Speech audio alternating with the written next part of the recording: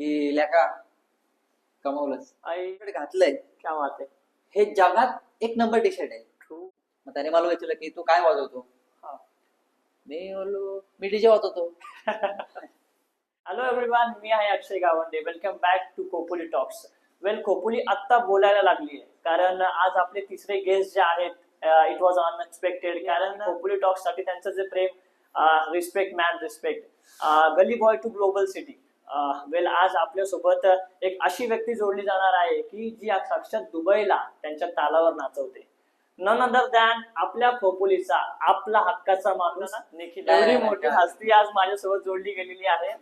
खोपोलीकरांना खूप सारी एक्साइटमेंट आहेत डीजे निखिल बद्दल ऐकायची, जाणून घ्यायची. आणि आम्ही तर स्वतः खूप एक्साइटेड आहे की बाबा निखिल डीजे आहे काय नक्की. आज दुबईमध्ये पण जाऊन त्याचा स्वॅग तो कायम करतोय आणि आज निखिल आपल्यासोबत जोडलेले गेलाय. नाही, पहिली गोष्ट मी तुमचा आभार व्यक्त करतो की तुम्ही मला इथं बोलण्याची संधी दिली. आणि हे माझ्यासाठी असं होतं की मला कुठेतरी खोपोलीकरांना सांगायचंय की मी पण एक खोपोलीतला मुलगा आहे आणि त्या लेवल पर्यंत मी काम करतोय. तर हे लोकांना जाणून घेणं पण तेवढंच गरजेचं आहे. मी खूप फ्रँकली आहे, तर तुम्ही माझ्याशी काही गप्पा करू शकता. मी सगळं बोलण्यासाठी तयार आहे. ऍक्च्युली कारण ना, हे जे खोपोलीपर्यंत सीमित होतं आतापर्यंत, आता हे इंटरनॅशनल लेवलला गेलंय. कारण just because of you Khopoli टॉक्सला दुबईची लोक बघतात. आता मी खोपोलीच्या बाबतीत काय बोलू की तिथं माझा जन्मभूमी आहे आणि ते सोडून एका ठिकाणी जाणं, तिथे जाऊन काम करणं, दॅट इज माय कर्मभूमी. सो इथं मी कसा राहिलो, कसा जगलो, ते इथल्या लोकांना पण तेवढं त्यांनी जाणून घेतलं पाहिजे, मला तरी असं वाटतं. True true true true.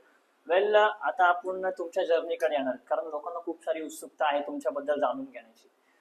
Start कुठून झाला, 9वी 10वी वगैरे असं काय? म्हणजे असं काय मी ठरवलं नव्हतं की मला डीजे बनायचंय. इट्स जस्ट लाईक म्हणजे प्रत्येक लहान मुलाचं स्वप्न असतं की भाई मला सचिन तेंडुलकर क्रिकेटर बनायचंय किंवा फुटबॉल रोनाल्डो सारखं मला फुटबॉलर बनायचंय. तर असं काय माझं कुठेही स्वप्न नव्हतं की मला मोठा डीजे व्हायचंय किंवा असं काय. जस्ट नॉर्मल आपल्या शाळेचा विद्यार्थी. आणि शाळा पण म्हटलं तर तुम्ही जनता विद्यालय आमची शाळा आहे, ती खूप जुनी शाळा आहे आणि तिथलाच मी एक विद्यार्थी आहे. म्हणजे तुमच्या आमच्यातलाच आहे मी कोण असा वेगळा नाही किंवा मी लोकांना पण वेगळं नाही बघत आहे की म्हणजे मी खूप आता मोठा झालोय किंवा मी खूप फेमस झालोय, असं काय नाही. एकदम नॉर्मल आहे. खोपोलीचं नाव झालं आणि तुम्ही ज्या शाळेमध्ये शिकलात, जनता विद्यालय खोपोली, त्या शाळेचं सुद्धा तुम्ही नाव नोंद केलं.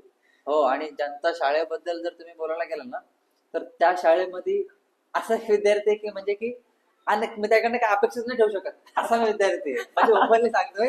कारण की आमच्या ज्या टीचर होत्या, म्हणजे आमचे वर्ग शिक्षक होते, म्हणजे त्यांना वाटते की हा घोडके म्हणजे माझं आडनाव घोडके, निखिल घोडके माझं रिअल नाव आहे आणि माझं आर्टिस्ट नेम डीजे निखिल म्हणून आहे. तर शाळेमध्ये मी असं होतं की जर तो गृहपाठ आम्हाला त्याच्या शाळेमध्ये, जर टीचरने विचारलं की कोणी कोणी आणलाय, तर सगळ्यांच्या हात वरती असायच्या, फक्त माझ्याच खायला किंवा नाही केलं. कारण की माझं असंच होतं नेचर, नॉर्मल, असं काही नाही, असं एज्युकेटेड पण नव्हतो किंवा स्कॉलर किंवा असं नॉर्मल होतं सगळं व्यवस्थित. पण प्रेक्षकांच्या माहितीसाठी सांगाल मी, आज दोन असे विद्यार्थी बसलेत ज्यांना काही जमत नव्हतं, फेमस होते. आता घोडके झाला आणि अक्षय गावंडे झाला. या दोन्ही विद्यार्थ्यांना शिक्षकांनी जो चोप दिलाय तो आहेच. तर वेल, आता डीजे करिअरची सुरुवात कुठून झाली? लाईक पहिला डीजे वगैरे कुठून? डीजे करिअरची सुरुवात जर म्हणता येईल म्हणजे की तिचं कसं मी ठरवलं नव्हतं की मला करिअर पुढे जाऊन हे करायचं. त्याची सुरुवात अशी होती की मी आपल्या गावामध्ये, खोपोली गावामध्ये युजली कसं असतं, आपल्याकडं हळदी असतं किंवा कोणाचा बर्थडे पार्टी आहे किंवा अजून कोणाचा बारस आहे, म्हणजे खूप सारे प्रोग्राम है ना. आणि त्या प्रोग्राम मध्ये साऊंड आला, डीजे आला, नाच गाणी आली. तर आमच्या गावातला एक डीजे धीरज म्हणून, तो आता नाहीये, तो एक्सपायर झालाय. आणि त्याला बघून मी तो डीजे आला, तो फुल स्टाईल, ती केस, तो स्वॅग, तर ते असं बघायला छान वाटायचं लहानपणी तरी, म्हणजे का आपण पण असं बनायचं वगैरे. आणि त्याच्यासोबत आम्ही जायचो साऊंड उचल. आणि तर आम्हाला कसं डीजेला काही वाजवायला नाही दिलं. मग आम्ही अगदी ते साऊंड उचलण्यापासून ते स्पीकर, ते केबल्स लावा किंवा वायरी गुंडाळा, ते एक्सटेन्शन त्यांना द्या, तिथून सुरुवात आहे. म्हणजे असं नाही की हा मी ठरवलं मला डीजे व्हायचं आणि मी तुमच्याकडे आलो मला डीजे बनायचंय, त्याने लगेच मला असं उभं केलं नाही. त्याच्या पाठीमाग बिहाइंड द स्टोरी खूप मोठी आहे. तर अशी सुरुवात होती माझी. मग त्याला मी असं कधी पकडून नाही धरलं की हा आता हे पकडून आम्हाला पुढे जायचंय. ते फक्त जस्ट असं, जस्ट फॉर फन म्हणता येईल किंवा तो एक शाळेमधला टाइमपास, म्हणजे जसं की आता शनिवार रविवार जास्त प्रोग्राम असतात, मग बाबा शनिवारी आपण कुठं त्या डीजे बरोबर गेलो टाइमपास बघायला, आपल्याला काय आणि त्याचा काय मोबाईलचा पण नाही मिळायचा, हा. ते असंच जस्ट फॉर कुठे गेलाय तर ऑर्डर नाही गेलाय. Order yes exactly. आता हा ऑर्डरचा जो वर्ड आहे ना, म्हणजे की काही शब्द असतात है ना, ते तिथे यूज केले पाहिजेत. हे तर मी आत्ता मला कळायला लागले या सगळ्या गोष्टी ज्यावेळेस मी घर सोडल्यानंतर. ऑर्डर म्हणजे की एखाद्या रेस्टॉरंटला बसतो किंवा आपण कुठली ऑनलाईन ऑर्डर करतो, त्याला that is called order. Order या. आणि डीजेचा इव्हेंट त्याला लोक ऑर्डर बोलतात, म्हणजे ह्याला ऑर्डर दिली, म्हणजे की आता ऑर्डर दिली म्हणजे ह्याला विकत घेतलं. म्हणजे आपल्याला बोला भाई आता डीजे वाजव, डीजे वाजला पाहिजे, वाजला पाहिजे. भाई डीजे बंद कर, तर डीजे बंद कर. आणि आपण जर त्यांना विचारलं गेलो ना की भाऊ टाइम झालाय, माझा टाइम झालाय, होतील नाही, पैसे दिलेत, वाजव वाजव. अशी अशी परिस्थिती. म्हणजे हे सगळं मी बघितलंय बरोबर. आणि हे सगळं फेस केलंय. म्हणजे कधी कधी असं झालं की ते लोक शिव्या पण द्यायचे की भाई XYZ शिवी देऊन आणि मग बोलचे तुला पैसे दिले. असे बॅड एक्सपिरियन्स बरेच आले असतील तुम्हाला त्याच्यात. हा, म्हणजे ते मी कधी एक्सपिरियन्स म्हणून कन्सिडर नाही केले. हीच रिअल लाईफ आहे. खोपोलीमध्ये तरी नाही का, म्हणजे डीजे लोकांना याच रूपात पाहिलं जातं. यु नो वॉट निखिल, आज तुम्ही ज्या प्रकारे बोलता ना त्याच्यानुसार खोपोली मधल्या डीजे ला बघण्याची लोकांची मानसिकता चेंज होणार आहे. कळतंय का? आतापर्यंत तुम्ही झाली पाहिजे मानसिकता तर झाली पाहिजे. 10 या एपिसोड नंतर डीजे ला बघण्याची मानसिकता चेंज होणार. नाही, मी तर खोपोलीकरांना एवढंच सांगेल की तुमचा जो दृष्टिकोन आहे डीजे लोकांकडे बघण्याचा किंवा डीजे वाजवणारा हा वेगळा असतो आणि साऊंड होणार हा वेगळा असतो. सो प्लीज त्या दोघांना एकत्र नका आणू. म्हणजे तुम्ही डीजे वाल्याला पैसे दिलेत, म्हणजे एक अमाऊंट देऊन तुम्ही डीजे हायर केलाय, दॅट डझंट मीन की तुम्ही तो सगळं विकत घेतलंय. साऊंड हे वेगळं आहे आणि जो डीजे वाजवणार तो एक वेगळा आहे. तो त्याचं जे काम करतो ते त्याला काम करू द्या. तुम्ही त्याला येऊन डिस्टर्ब करणं आणि हे वाजव ते वाजव, मग त्याने जे शिकलेलं त्याचा फायदा काय? त्याच्यामध्ये ते वेगळे पण असतात क्लायंट्स की जे ड्रिंक करून येतात तुमच्या समोर, हे नाही रे वो मजा, हो नाही रे हे मजा, तर त्यांना हँडल करण्याची काय मानसिकता असते तुमची? ते पण मी पाहिलेत आपल्या खोपोलीमध्ये. म्हणजे आता ऑफकोर्स हळदी असते की थोडंसं तिकडं अल्कोहोलचा वगैरे प्रमाण जास्त असतं. बरोबर. आणि जे यंग जनरेशन किंवा जे ओल्ड माणसं आहेत ती त्यांना कळत नसतं त्या टाइम पिरियडला की ते कसं वागतात किंवा कसं हँडल करतात, ट्रीट करतात लोकांना. डीजे हा त्याचं 100% 100-200% देत असतो. बरोबर. बट त्यावेळेस अशी सिच्युएशन असते की तो जो पिलेला व्यक्ती असतो ना, तो येऊन त्याचं एवढं डोका खातो की म्हणजे आता त्याला काय वाजवायचं तो पण तो ब्लँक होऊन जातो. आणि कधी कधी तर असं होतं की ती लोक येऊन कॉलरला पण हात लावतात. मला ते पण एक्सेप्ट करावं लागतं किंवा ते जिरवावं लागतं. बरोबर. कारण की माझं पण काहीतरी जबाबदारी आहे. आणि ज्या प्रकारे मी माझं फॅशन फॉलो करतो त्याचप्रमाणे मी माझ्या जबाबदाऱ्या पण फॉलो करायचा तो प्रयत्न असतो. आणि तिथं मला शांत राहणं गरजेचं आहे, मला संयम पाळणं गरजेचं आहे. कारण की जर मी तर संयम नाही पाळला तर ह्या सगळ्या पाठीमागच्या गोष्टी कोलॅप्स होतील. मग त्यांना पण आम्हाला सांभाळायला लागतं. आणि हे खूप डेंजर. दुबईमध्ये तसा हा प्रकार नाहीये. तिथे सगळे सिमिलरच आहेत. आणि मग तिथून जी मी स्ट्रगल म्हणण्याची तिथून मी जी सुरुवात केली ती आजपर्यंत ती खूप त्याच्यामध्ये अंतर आहे. आणि त्या अंतरमध्ये मी जे अचीव्ह केलं ना ते बरंच काय. आणि ते माझ्यासाठी टचवूड मी खुश आहे. तर मी तुमच्या खोपोली टॉक्स या चॅनल मार्फत तुम्हा सगळ्यांना खोपोलीकरांना विनंती करतो, आणि जर तुम्ही शुद्धीत असाल आणि हा व्हिडिओ पाहताय तर प्लीज डीजेस त्यांच्यासोबत तुम्ही असं वागणूक नका करू. कारण की ही जी फॅमिली आहे, हे जी डीजे जे युनिव्हर्स आहे किंवा त्याला इंडस्ट्री म्हणता येईल तुम्ही, ते खूप मेहनत करतात, त्यांच्या खूप जबाबदाऱ्या असतात. आणि त्यांनी जे इन्स्ट्रुमेंट जे डीजे गिअर्स असतील किंवा साऊंड म्हणतात किंवा एखाद्या मशीन्स असतील त्या खूप एक्सपेन्सिव्ह असतात, त्या लाखोच्या रुपयात असतात. आणि त्याच्यावरती तुम्ही पाणी उडवणं किंवा अल्कोहोल उडवणं दॅट इज नॉट गुड. म्हणजे ते बिहेव ते मान्यच नाहीये. ते आपण आपल्या घरामध्ये अशा गोष्टी नाही करत. आर्ट फॉर्म आहे. तुम्ही मला बोललेले की लाईक प्रत्येकाचा एक पॅशन असतो, तो कॅरी करत असतो. म्हणजे बरीच लोक आहेत, एक पेंटर झाला, एक ड्रायव्हर झाला, एक डीजे वाला झाला, हे बरेच लोक असतात. त्यांचा एक तो आर्ट फॉर्म असतो. बघण्याचा दृष्टिकोन काय होतो लोकांचा डीजे वाल्याकडे? कसं आहे ना की लोकांची मेंटॅलिटी आहे, म्हणजे नॉट स्पेसिफिक हे लोक एक आपल्या लोकांची एक मेंटॅलिटी आहे की इंजिनियर, डॉक्टर, ऍडव्होकेट किंवा अजून काही ते खूप श्रेष्ठ आहेत. बट त्याच्या व्यतिरिक्त एक आर्टिस्ट म्हणून एक शब्द आहे, त्या आर्टिस्ट मध्ये तो वेल्डर पण असू शकतो, या ट्रू. तो डीजे असू शकतो, तो सिंगर असू शकतो आणि तो रॅपर. रॅपर असू शकतो. Yeah. So that is called artist, म्हणजे कलाकार. तो कुठली तरी कला साजरी करून तो त्याचा उदरनिर्वाह करतोय Yeah. किंवा तो त्याला त्याच्या आयुष्यासाठी तो झडतोय. म्हणजे की ही जे मी करतोय आयुष्यात जे ते मला एक लेवलला कुठेतरी पुढे घेऊन जाईल. मग तो मी वेल्डर असू दे किंवा मी एक इंजिनियर असू दे. सो तुम्ही दृष्टिकोन कधी वेगळा नाही पाहिजे. म्हणजे तुम्ही डॉक्टर तर त्या डॉक्टरला येस डॉक्टर कशात डॉक्टर आणि एखाद्या साऊंड आपल्या इकडे. सो हे नाही झालं पाहिजे. True true. कारण मी बघितलेलं आहे की लोक समोरचा व्यक्ती कसा आहे ते बघून आपली मानसिकता ठरवतात आणि बोलण्याची लोकांची मानसिकता आहे की जसा माणूस तसा आम्ही बोलणार. कारण आज बाहेरच्या देशात बघितलं ना त्या लोकांना खूप व्हॅल्यू आहे, त्या लोकांना रिस्पेक्टली आदराने बोललं जातं. कसं आहे ना की आता ही लोक आहेत जी तुम्ही म्हटलं की वेल्डर ही आपल्या खोपोलीतील लोक पण बाहेर गावी आहेत, म्हणजे दुबईमध्ये. हा.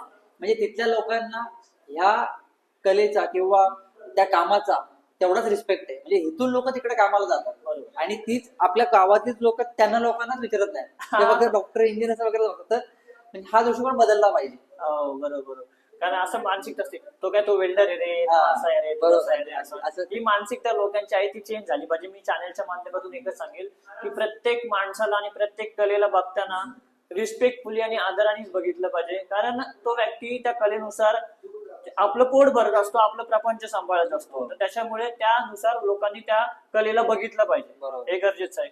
त्याच्यानंतर देखील आपण येऊयात आता तुमच्या जर्नीकडे. आता तुम्ही खूप खूप साऱ्या गोष्टी अचीव्ह केलेल्या आहेत लाईफ मध्ये आणि मी अजून हीच प्रार्थना करेन की तुम्ही अजून उंचीवर जाणार. कारण खोपोली टॉक्सच्या माध्यमातून तुम्ही आज आमच्या सोबत जोडले गेलेले आहेत आणि खोपोलीकरांना खूप अभिमानास्पद गोष्ट होईल की तुम्ही अजून वरती गेले. तर मला तुमची आता दुबईकडे जाण्याची वाटचाल का झाली, त्याच्या व्यतिरिक्त दुसरीकडे कुठे का नाही जाऊ? एक माझा मित्र होता, त्याचं माझं त्याच्यात आणि माझ्या 10 वर्षाचा फरक होता आणि तो चांगला मित्र होता. मग तो कीबोर्ड वाजवता आमच्या ग्रुपमध्ये. प्रफुल्ल कदम त्याचं नाव आहे.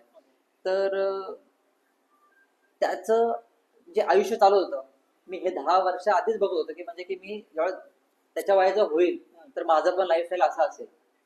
तर मला तो एका ठिकाणी घेऊन गेला त्याच्या मित्राला भेटायला आणि तो जस्ट दुबईवर आला होता.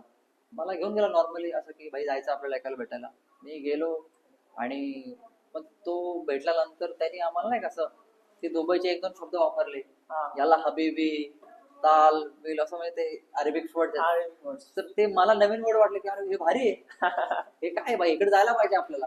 म्हणजे ते जस्ट एक स्पार्क झाला तो की हे भारी आणि हे करायला पाहिजे. जसं की त्या रात्री मला काय झोप लागलीच नाही आणि बोललो भाई मला पण दुबईला जायचंय. दुसऱ्या दिवशी आम्ही परत त्याला भेटायला गेलो की काय आहे दादा बरं वगैरे आहे काय. आणि मग त्याला बोललो भाई आपल्याला पण दुबईला यायचं फिरायला किंवा कसं काय सांग. तर बोलतो भाई पासपोर्ट लागतो हे लागतं सगळ्या गोष्टी. बोललो ठीक आहे. तर मग मी घरी आलो. घरी आल्यानंतर मग मम्मीशी मी बोललो की मम्मी मला बाहेर जायचंय असं असं आहे करू नाही म्हणजे जस्ट फिरायचंय मला असं. तर त्यावेळेस घरची परिस्थिती एवढी चांगली पण नव्हती. तर त्या टायमाला मला पासपोर्ट काढण्यासाठी 5,000 रुपये लागले. तुम्ही खोपोलीमधून आता दुबईला गेलात तर दुबईचा तो पहिला दिवस कसा होता? लाईक सगळे स्ट्रेंजर्स असतील, नवीन प्लेस, तर मग तो कसा गेला तुमच्यासाठी? बघा दुबईच्या बाबतीत जर तुम्ही बोलाल ना तो फर्स्ट डे तो खूप डेंजर होता माझ्यासाठी. म्हणजे मी अपेक्षा पण नव्हती. मी जस्ट इथून दुबईपर्यंत पोहोचलो. ज्यावेळेस मी एअरपोर्टच्या बाहेर एका ठिकाणी पोहोचलो मेट्रोने आणि मी घर शोधत होतो मला राहण्यासाठी. ती एक बॅग घेऊन मी सगळीकडे फिरत बसलो. तिथं बेड स्पेस करून एक सिस्टम असतो. म्हणजे मी सगळं थोडंसं वर्कआउट केलं होतं त्याच्यावरती. तर मी एका रूम मध्ये एंट्री झालो. तर एंट्री झाल्यानंतर 10-15 जण मी एका रूम मध्ये बघितले आणि मी बोललो हे काय शॉक आहे. म्हणजे खूप हॉरेबल होतं. म्हणजे मी इमॅजिन पण नव्हतं केलं की मी असं तिथे जाईल करून. तिथं गेलो मी बॅग ठेवली तिथं विचारून मी त्याला चलो बाहेर रूम पाहिजे. तुम्हाला दुबई असं छान वाटतं बघायला बट इन रियालिटी मध्ये तशी नाहीये दुबई. जी वेगळी दुबई आहे. तर मग तिथून मी बाहेर निघालो थोडंसं आणि जस्ट बाहेर गेलो दुसरीकडे रूम शोधण्यासाठी. तर असं चालता चालता मला एक रॅन्डमली एक पर्सन भेटला आणि त्याने विचारलं काय आहे किधर जा रहे हो क्या. तर मी बोललो मी जस्ट आलोय आणि मी रूम शोधतोय. तर तो मला बोला की एक जागा आहे तिथं खाली आहे रूम तर तू येऊ शकतो का. मी बोललो ठीक आहे. आता मी त्याच्यावरती ब्लाइंडली ट्रस्ट केला की हा चल. त्यावेळी मला काही पैसे वगैरे मी काही घेऊन नव्हते. बोललो काय घेईल, माझी बॅगच घेईल बोललो. हा. मी गेलो, तो तिथे एक विला होता. त्या विलामध्ये मी जस्ट एंटर केलं तर तिथं असे सगळे रूम्स आणि लोक होते. आणि त्या रूम मध्ये गेल्यानंतर कळालं मला की हे सगळे पाकिस्तानी आहेत. ओ. हे मला बिलकुल माहिती नव्हतं. अच्छा. ते सगळे पाकिस्तानी, तिथं मी फक्त इंडियन होतो. क्या बात आहे. आणि सगळं झालं, सेटल डाऊन झालं. मी त्याच्याशी डिस्कस केलं की किती रुपये होतील तिथं राहायचे वगैरे. ते सगळं झालं. बसलो मी फ्रेश बी झालो. आणि नंतर ज्यावेळेस जेवायचा टाइम झाला तर त्या लोकांनी काय केलं, ते सगळे एकत्र बसले जेवायला. हा. म्हणजे त्यांनी ऑलरेडी जेवण बनवलंच होतं, रात्रीची वेळ होती तर. आणि मग त्यांनी मला विचारलं की कुछ खाय का क्या. म्हणलं, आता भूक तर लागली. बोललो दे बाबा. आणि बट त्यावेळेस असं झालं की ते एकत्र बसले जेवायला हा. आणि मला वेगळा ताटात दिला. ओ. मे बी त्यांना असं वाटलं इंडियन पाकिस्तान इंडिया नाही का? पाकिस्तान हा, असं आहे. इंडिया. तर मला त्याने सेपरेट केलं. बट दुसऱ्या दिवशी मग त्यांच्याशी मी गप्पा गोष्टी केला. म्हणजे त्यांना समजून गेलं मी इंडियाचे भाऊ असा असा. आणि तो पाकिस्तानचा जो मित्र होता तो राजा करून, त्याचं नाव आहे राजा, फैसल राजा करून. आणि मग त्याला मी समजलो, त्यांनी मला समजून घेतलं की भाई हा पोरगा कसा काय कशासाठी आलाय, स्ट्रगल करायला आलाय. मग त्यांनी मला तिथं सहारा दिला. आणि मग त्यांनी मला माझ्या लहान भावासारखं त्यांनी मला सांभाळ दिलं नाही असं, एक फ्रेंडशिप म्हणून चांगलं. तर आपण बोलतो की पाकिस्तान खूप डेंजर आहे, बट दुबईमध्ये तसा हा प्रकार नाहीये. नाहीये. बरोबर. तिथे सगळे सिमिलरच आहेत. आणि मग तिथून जी मी स्ट्रगल, कोणावरती विश्वास नाही, कोणी मदत पण नाही केली. पण मी जस्ट असंच रॅन्डमली दुबईला निघून गेलो आणि तिथून माझी खरी स्टोरी स्टार्ट झाली. वेल, बोलता बोलता थोडं पुढे आलो आपण. एक टॉपिक मिस झाला. वडिलांची काय रिएक्शन होती की लाईक दुबईला जाणार आहे तू आणि तुझं जॉब वगैरे काय पुढे फ्युचर आहे की नाही प्लॅन, आणि तुझं फिरायचं चाललंय, असं काय रिएक्शन वगैरे घडून?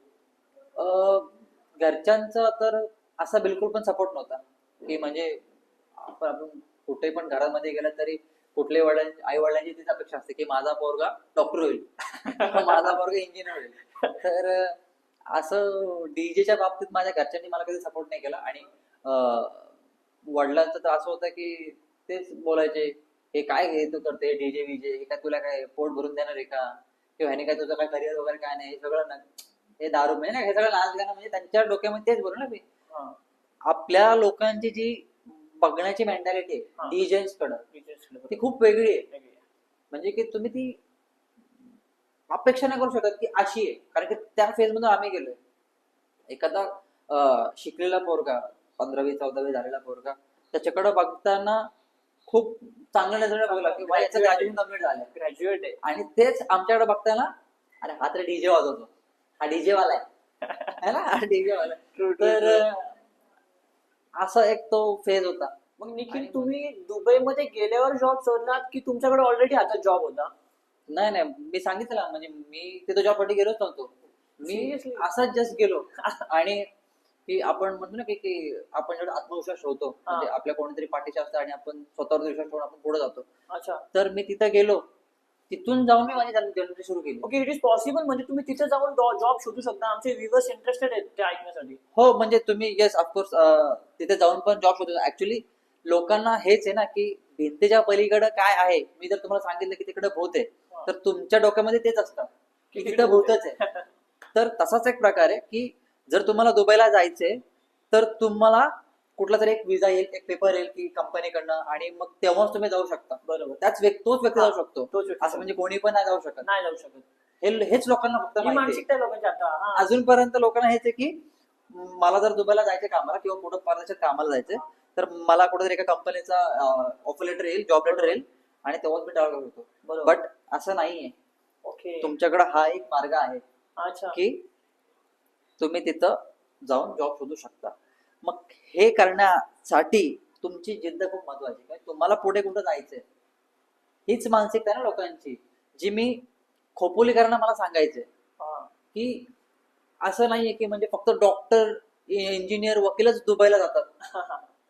सामान्य माणूस है ना, सामान्य माणूस जाऊ शकतो आणि तिकडे जाऊन तो जॉब करू शकतो. जॉब नसेल तरी चालेल, तुमच्याकडे एक आर्ट पाहिजे. एक्झॅक्टली. एक स्किल पाहिजे. त्या स्किलच्या जीवावर तुम्ही जगाच्या पाठीवर कुठेही जा, तुम्हाला मरण नाही. ओके, मग आता तुमचा तो प्रवास सांगा की तुम्ही फर्स्ट जॉब कसा शोधला. सो माझं जॉब शोधणं खूप गरजेचं होतं. तर मी असंच रँडमली कुठे जायचो हॉटेल्समध्ये किंवा रेस्टॉरंटमध्ये जायचो, किंवा मला येता वाटायचं की बाबा इथं मी काय काम करू शकतो. तिकडे जायचो. बरोबर. तर मी ते सगळं फिरत असताना मला एक निदर्शनात आलं की इथं ओके.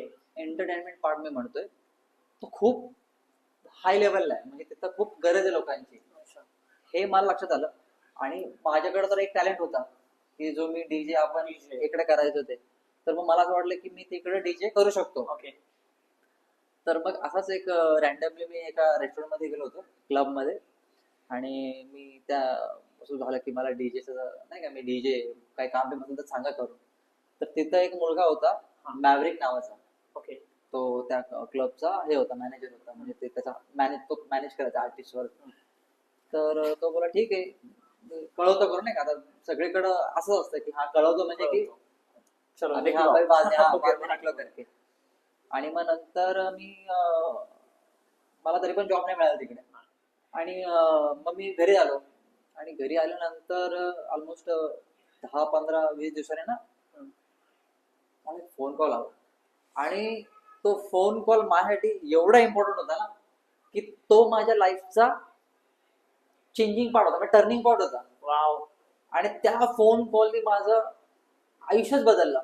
म्हणजे आज जी मला संधी मिळाली खोपोली टॉक्स वरती बोलायची, तर ह्या सगळ्या गोष्टीचं श्रेय त्या डीजे मॅवरिकला जाते. Wow wow. Great great great. कारण त्याच्या मागचं असं की तो मुलगा मॅवरिक ना माझा नातेवाईक आहे, ना. ना माझा मित्र आहे, कोणी नाहीये. कोणी नाही. एक अननोन पर्सन. आणि एक अननोन पर्सन असं काही सपोर्ट करतो एका व्यक्तीला, ते जगातलं एक वेगळा आविष्कार असतो. कारण की आपली नातेवाईक आपल्याला सपोर्ट नाही करत, बट एक थर्ड पर्सन आपल्याला एवढं सपोर्ट करतो की हे खूप मोठी गोष्ट मोठी आहे. गोष्ट आहे, मोठी गोष्ट आहे. आणि मग ती ऑफर मी ऍक्सेप्ट केली. आणि मी निघून गेलो परत. मग ते पैसे वगैरे पण त्याच्याशी भेटलो. मग त्याने मला सांगितलं की हे असं असं काम आहे. तर मग मी इंटरव्ह्यूला गेलो, हा. की कारण क्लबचा जो ऑनर होता त्याच्यासोबत इंटरव्ह्यू होता ना की हा डीजे असणार आहे करून. तर त्याने मला विचारलं की काय नाव तुझं. मी सांगितलं नाव वगैरे सगळं झालं. मग त्याने मला विचारलं की तू काय वाजवतो. हा. मी बोललो मी डीजे वाजवतो. तर तो हसला त्या टायमाला, असं असंच काहीतरी हसला. डीजे वाजवतो. ऑब्विसली. तो बोलतो अरे भाई ठीक आहे डीजे वाजवतो. नेमकं काय वाजवतो. बोललो भाई, बोललो सगळं वाजवतो मी. हा. सगळं पण कुठला जॉनर वाजवतो किंवा काय तुझं मेन जॉनर काय. हा तर मला समजलं नाही. मग तो बोलतो R&B, hip hop, old school, 90s 80s हा. हे सगळं वाजवतो का. बरोबर. हा तर हा कुठला प्रकार आहे बोललो. मला हे माहितीच नव्हतं. मी बाहेर आलो तिथून, मी त्याला भेटलो, त्याला सांगितलं सगळी स्टोरी की भाई असं असं झालं आतमध्ये. मग तो बोलतो थांब. मग आम्ही साईडला गेलो एका ठिकाणी. मग त्यांनी मला लॅपटॉप घेतला, त्याचा माझा लॅपटॉप घेतला, त्यातले सगळं म्युझिक त्यांनी मला दिलं. वाव. आणि तेच खोपोलीत असताना हा. असं होतं की तुम्ही जर डीजे आहात आणि हा. मी डीजे, आणि तुम्ही एखादं कुठलं गाणं डाउनलोड केलं किंवा तुम्हाला कोणीतरी मिळालं चांगलं नाही का USB, आणि जर मी तुम्हाला विचारलं की अरे ती गाणी मला दे, तर तुमचा रिएक्शन असं असेल की चल नाही मी तुला कशाला देऊ. म्हणजे ह्या डीजे मध्ये पण लोकांमध्ये नाही का असं खेच चाणा होता की ते will never support each other. म्हणजे त्यांचं असं होतं की मी शाळा, मी सांग. मी मलाच मोठा. मिळालं आणि पाहिजे. हा आणि यार तो काय, आणि दरी वाजवतो तो काय वाजवतो, त्याच्यापेक्षा भारी मी वाजवतो. हे अशा इथल्या लोकांची ही मेंटॅलिटी आहे जे नवीन डीजे वगैरे आले. हा. मग त्यांनी मला म्युझिक वगैरे दिलं. आणि मग म्युझिक दिल्यानंतर मी ज्यावेळेस माझा फर्स्ट परफॉर्मन्स होता क्लब मध्ये, तो मी एवढा बँगर वाजवला ना. वाव. तो क्लब ऑनर मला नंतर येऊन भेटला, त्या डीजे मॅवरिकला पण भेटला, बोलते की हिरा था किधर. हो शिट. सही सही यार. तर त्यांनी मला अप्रिशिएट केलं की भाई माझा आहे तिथं माझा कॉन्ट्रॅक्ट साईन झाला. That is my first job in Dubai, which is in 2015.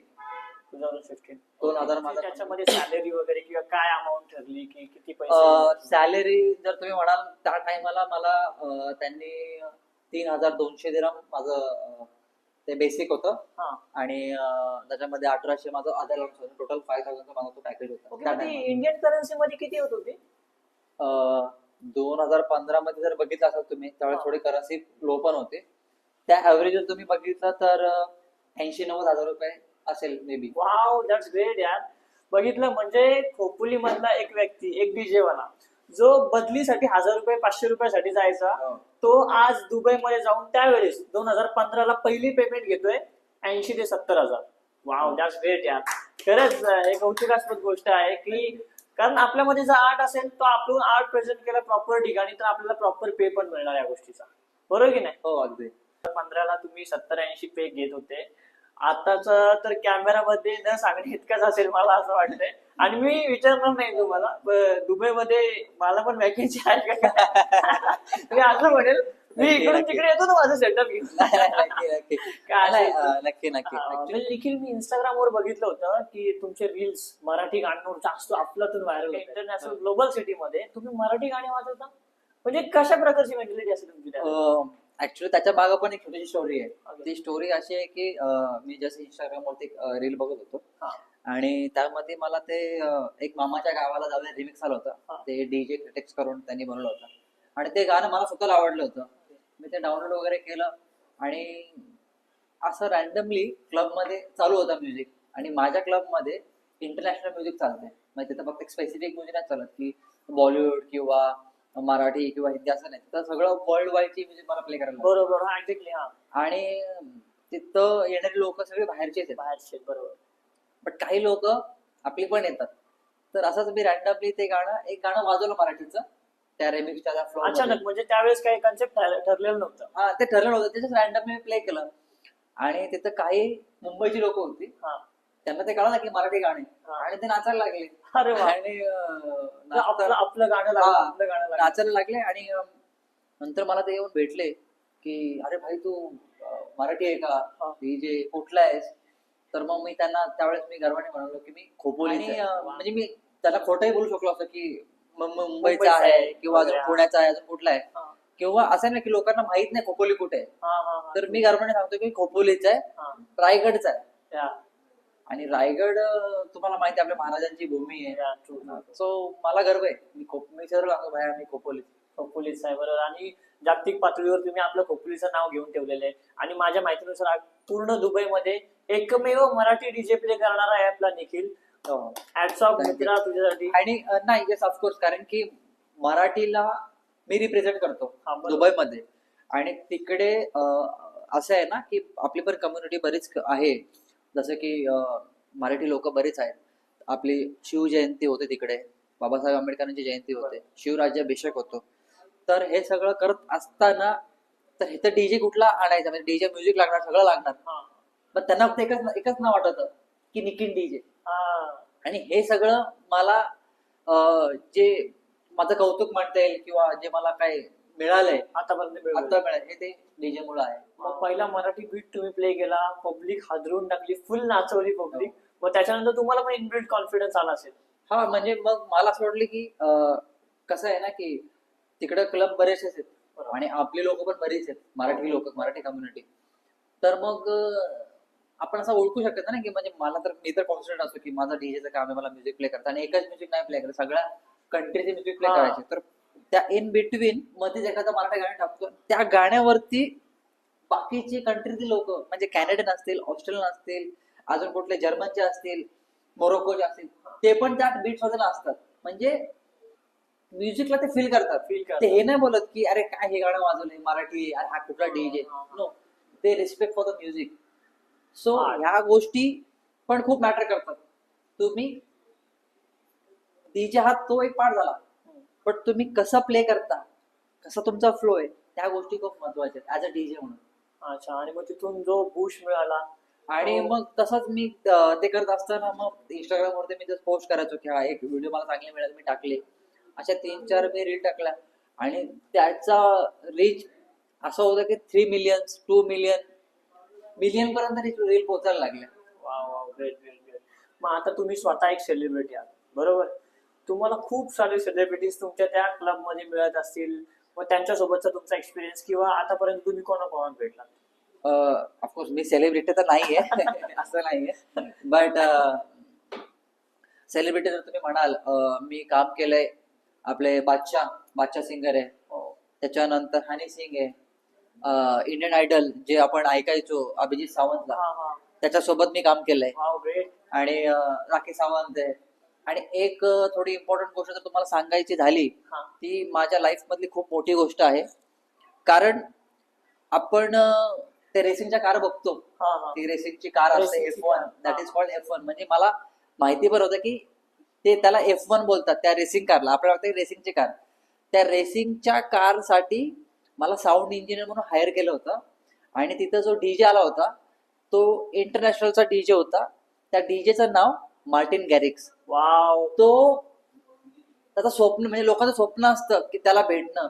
आणि त्याची गाणी मी वाजवली आपल्या इकडे खोपोलीमध्ये. क्या आणि बात आहे. तिथे जाऊन मी त्याला भेटणं, तो म्हणजे असं अनएक्सपेक्टेड असं ना की मिळतं, तसा तो एक प्रकार होता. समटाइम्स असं म्हणेल ना मी की खोपोली एका हिऱ्याला अशी अपरिचित आहे हा. To be honest. की लाईक आता मी तुम्हाला भेटलोय, मी तुमच्यासोबत बोलतोय 110 खोपोली पर्यंत तुम्ही खूप खूप खूप लॅम्पलाईट हॉल, खूप हायलाईट हॉल, मी हीच अपेक्षा करेन. पण खोपोली आतापर्यंत एका रिअल हिऱ्यापासून वंचित होती, बरोबर हो की नाही? ऍक्च्युअली.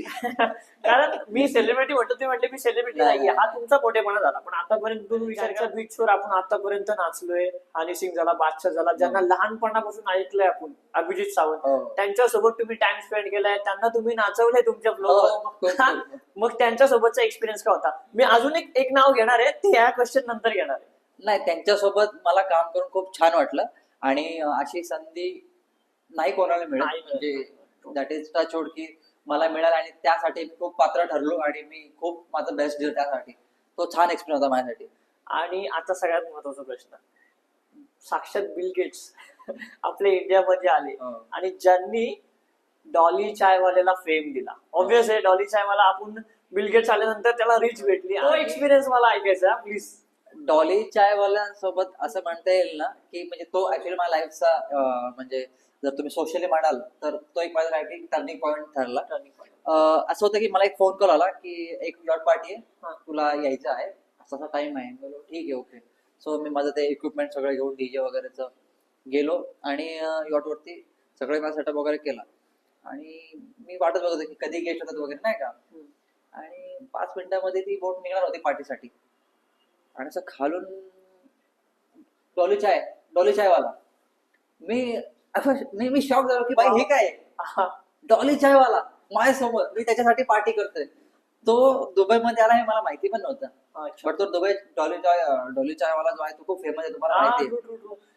आणि त्याच्यासाठी मी पार्टी वाजवली.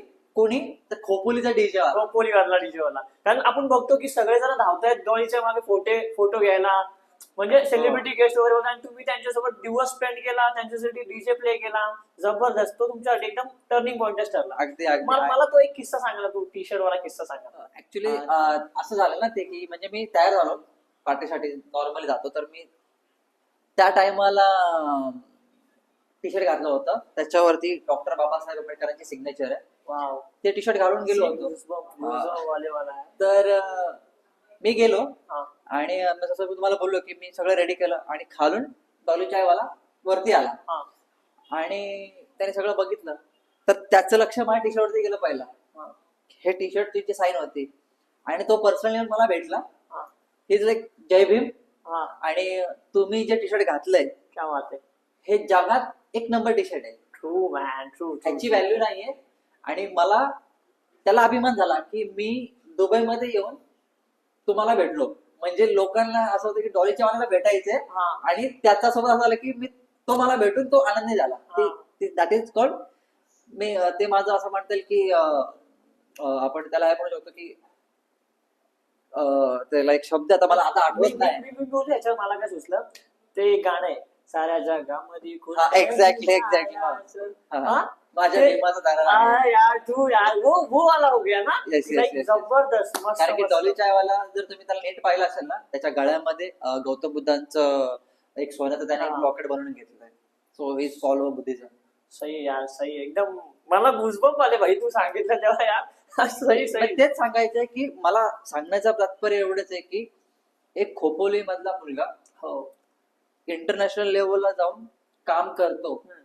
आणि त्याची जी जर्नी आहे हा. की त्यांनी काय काय फेस केलं ह्या सगळ्या गोष्टी मागं, हे मला खोपोलीकरांना सांगायची इच्छा होती. या, या. त्याच्यामुळं मी आभारी आहे तुमचा की तुम्ही मला इथं बोलायला संधी दिली. मग मी पण खोपोलीतला आहे. हा, हा. म्हणजे तू माझं कौतुक कर. म्हणजे माझा मोठ्या भावाकडे नाही का आपण आवडतं की कौतुक केलं आवडलं, असं माझं ते एक माइंड बॅक माइंड असं मी असायचं. थांबवेल निखिल, बरोबर म्हटलं तुम्ही. जसं तुम्ही म्हटलात की कुठेतरी एक मनामध्ये असेल की लाईक अरे माझे एवढे फॉलोअर्स आहेत, मला एवढे लोक फॉलो करतात, पण माझी खोपोली मला ओळखत नाहीये यार, वाय माझी खोपोली मला ओळखत नाहीये. तसंच कुठेतरी म्हणजे आता मला असं म्हणायचं की आपल्या खोपोलीमध्ये जे कलाकार आहेत, जे कलेला वाव देतात, त्या लोकांना सुद्धा आपण वर केलं पाहिजे की अरे काहीतरी करतोय, आपल्या खोपोलीचं नाव होतंय. आज तुझ्या माध्यमातून मी ऍटलीस्ट खोपोलीकरांना सांगू शकलो की अरे आपला मुलगा आहे खोपोलीतला, तो पोहोचलाय दुबईला, डीजे बीट प्ले करतोय, हे मला सांगायचंय. नाही मग तेच आहे ना, म्हणजे की म्हणजे मला काय असं अपेक्षित नाहीये की तुम्ही मला सपोर्ट केला पाहिजे, किंवा मी तुमच्या सपोर्टचा काय त्याला भोकेलेला म्हणू शकता असं नाहीये. बट तुमचं प्रेम माझ्यासाठी खूप काय आहे. कारण की जी बाहेरची लोक आहेत, जी दुनिया आहे, ते मला विचारतात की भाई तुम डीजे यार, तुम मतलब यार एक नंबर प्ले कर रहे हो तुम, अच्छे हो. और दुसरी गोष्ट की मी त्या रुरल एरिया मधून आहे की खोपोली जर असं म्हटलं तर लोकांना माहिती पण नाही की खोपोली कुठे. मग मला सांगायला लागतं की गगनगिरी आश्रम माहिती आहे का तुम्हाला, हा मग शंकर मंदिर माहिती आहे का, मग झेनिथ वॉटरफॉल माहिती आहे का. तर हे तुमचे आयकॉन्स आहेत. तर तिथलाच एक मी कुठला आहे आणि मी त्या खोपोलीला प्रेझेंट करतो. बरोबर. तर मला असं वाटतं की अं, खोपोलीकरांनी तो प्रतिसाद दिला पाहिजे, म्हणजे की मला तरी ते हॅपीनेस मिळेल की हा दॅट इज माय. लोकांची जी वृत्ती आहे, जी मेंटॅलिटी आहे, की ते कधी एकमेकाला सपोर्ट नाही करत. तिथली लोक म्हणजे काय काय लोकांची, प्रत्येकाला काय म्हणतात प्रत्येकाची की नाही आता म्हणजे जर एखादा व्यक्ती पुढे चाललाय तर त्याला ते सपोर्ट नाही करत, त्याला मागे कसा खेचता येईल काय ह्याच्यावर करतोय? लोक जास्त काम करतात. तर मला हे सांगायचं खोपोलीच्या जनतेला किंवा सगळ्यांना तुमच्या माध्यमातून की असं न करता तर एखाद्या व्यक्तीला तुम्ही सपोर्ट करा आणि त्याला पुढे जाण्यासाठी सहकार्य करा. वेल निखिल, मी आता तुझ्या घरच्यांकडे येतो. एकेकाळी घरून डीजे वाजवण्यासाठी नकार आलेला, बाहेर जाण्यासाठी नकार आला असेल, खूप सारे प्रॉब्लेम्स आपल्याला फेस करायला असतील, त्या घरच्यांना दुबई फिरवण्याचा एक्सपिरियन्स कसा होता? दुबई फिरवण्याचा त्यांचा माझा एक्सपिरियन्स असा होता की माझं स्वप्न होतं, म्हणजे मी 8-9 वर्ष तिकडे राहिलो आणि ते सगळं श्रेय है ना, की ते मला कोणातरी दाखवत होतं की आता मी तुमचा मुलगा कुठं पोहोचलाय थोडक्यात.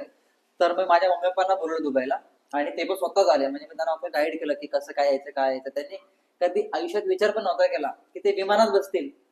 ते आज विमानात बसून दुबईला आलेत. तर हीच खूप मोठी गोष्ट आहे त्यांच्यासाठी.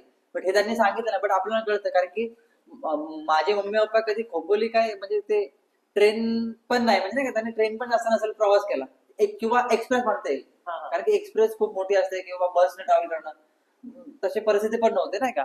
आणि ते दुबईला आल्यानंतर मी त्यांना सगळीकडे घेऊन गेलो काय काय ठिकाणी त्यांना दाखवण्यासाठी नाही का.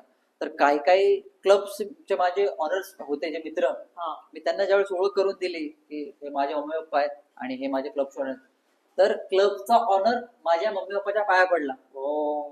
तर ही माझ्यासाठी एवढी मोठी गोष्ट होती. म्हणजे मी जिथं काम करतोय, माझ्या ऑनरसाठी काम करतो, तो बिलिनियर तो माझ्या आई वडिलांच्या पाया पाया पडतो. पडतोय, बरोबर. म्हणजे माझ्या आई वडिलांचं तर फिलिंग्स काय झाल्या असतील. मुलांनी मी तेवढं कमवलं. मग पप्पा ज्यावेळेस मी पप्पाच्या म्हणले की काय आहे तुला पोटबीट भरून नाही का, मग पप्पा मला तेव्हा बोलले मी दुबईला आल्यानंतर की लेका कमवलंस. आई So, शपथ. हा जो पार्ट होता ना, डोळ्यात पाणी आले आणि आता पण थोडस मन भरून आले. बट अरे म्हणजे ते मला शब्द नाही त्यासाठी बोलायला असं. चांगला एक्सपिरियन्स होता तो, आणि मी त्याला डीपली पण नाही घेऊन जाणार जास्त, कारण इट इज यू फील. आता तुम्ही खूप काही तुमच्या लाईफ मध्ये अचीव्ह केलेले, मी असं नाही म्हणणार खूप काही केलंय, सगळं कम्प्लीट झालंय, अजूनही काहीतरी बाकी असेल, म्हणजे तुमचे छोटे मोठे ड्रीम्स काही राहिले असतील असे.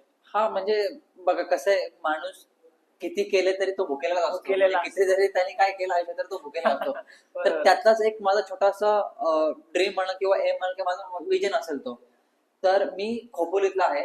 तर आपल्या खोपोलीमध्ये एक इमॅजिका म्हणून एक मोठं प्लॅटफॉर्म आहे Yeah. की जे वर्ल्ड वाईड आहे. हो, हो, बरोबर. आणि तिथं सगळे आपले भारतातले सगळे हिरो हिरोईन लोक किंवा सेलिब्रिटीज बरेचसे येतात तिकडे हा. आणि परफॉर्म पण करतात, आणि ते एक चांगलं नाईस पार्क आहे. तर माझा असं ड्रीम आहे की तिकडे पार्टीज होतात, न्यू इयर पार्टी होते, होली पार्टी होते, तिथे इंटरनॅशनल डीजे ना बोलवलं जातं. हा, ते डीजे आमच्याकडे वाजवायला येतात. Yeah, तर सही. मला तिथं वाजवायचे बरोबर. आणि हे एक दिवस शक्य होणार, आणि ह्याच्यासाठी मी खूप प्रयत्न करणार. तुमची ही विश पूर्ण होईल अशी मी मनोकामना करेन. आपला हा चॅनल इमॅजिका पर्यंत पण पोहोचलेला आहे, कारण इमॅजिका मध्ये पण बरेच लोक आपला हा चॅनल बघतायत, आणि तुमची ही विश नक्की पूर्ण होता. खोपोलीकरांना काय मेसेज द्यायचा आहे खोपोली टॉक्सच्या माध्यमातून? तर मला तुमच्या चॅनलच्या मार्फत खोपोलीकरांना एवढंच सांगू इच्छितो की कुठलंही काम कमी लेखू नका. तुमचं जी आवड आहे, ती पॅशन आहे, ते तुम्ही फॉलो करा आणि ते तुम्हाला एक दिवस नक्कीच पुढे घेऊन जाईल. ह्याचं एक्झाम्पल तुम्ही माझं बघू शकता. ह्या तुमच्या पूर्ण एपिसोडमध्ये तुम्हाला माझी स्टोरी समजेल. मी पण तुमच्यासारखाच आहे. तर आणि जर तुम्ही पालक म्हणून जर पाहत असाल आणि तुमच्या मुलांना कशात आवड आहे, मग ती आवड कशातही असू शकते. एक्झाम्पल बरेच आहेत. कुकिंग आहे, पेंटिंग आहे, आर्ट आहे, फुटबॉल आहे, कुठल्याही गेममध्ये, स्पोर्ट्स ऍक्टिव्हिटीज, एव्हरीथिंग. जर त्या गोष्टीमध्ये जर तो पुढे असेल तर प्लीज त्याला सपोर्ट करा आणि त्याला पुढे जाण्यासाठी एक संधी द्या आणि तो नक्कीच तो तुमचं नाव रोशन करेल, एवढं मी अपेक्षा ठेवतो. आणि ह्या चॅनलवरती ची स्टोरी जर मी पाहिली, मी जस्ट रॅन्डमली बघत होतो आणि त्याच्यामध्ये खोपोली टॉक्सचं आलं, हा. तर मला पर्सनली वाटलं की ह्या चॅनलच्या मार्फत लोकांना कळलं पाहिजे की खोपोलीमध्ये अशी काही व्यक्ती आहेत की त्या लेवलपर्यंत पोहोचलीत. आणि हे जोपर्यंत लोकांपर्यंत पोहोचणार नाही तोपर्यंत कुठेतरी बदल घडणार नाही, असं तरी मला वाटतं. त्याच्यामुळे मी परत तुमचं अक्षय तुमचं धन्यवाद म्हणतो. Thank you. तुम्ही हा चॅनल सुरू केले ह्या खोपोलीमध्ये, असा चॅनल अजूनपर्यंत मी पाहिला नाही. आणि तुम्ही लोकांना इन्स्पायर होण्यासाठी जे कार्य करताय हे पण खूप महत्वाचं आहे. कारण की काम करण्याचं करतो, बट त्याला कुठंतरी पोहोचवणं, लोकांपर्यंत पोहोचवणं, ते महत्वाचं काम तुम्ही करताय. आणि याच्यासाठी मी तुमचे खूप धन्यवाद Thank you, मानतो. thank you. आणि तुमच्या एपिसोड मध्ये मला बोलवलं, खूप खूप आभारी आहे मी तुमचा.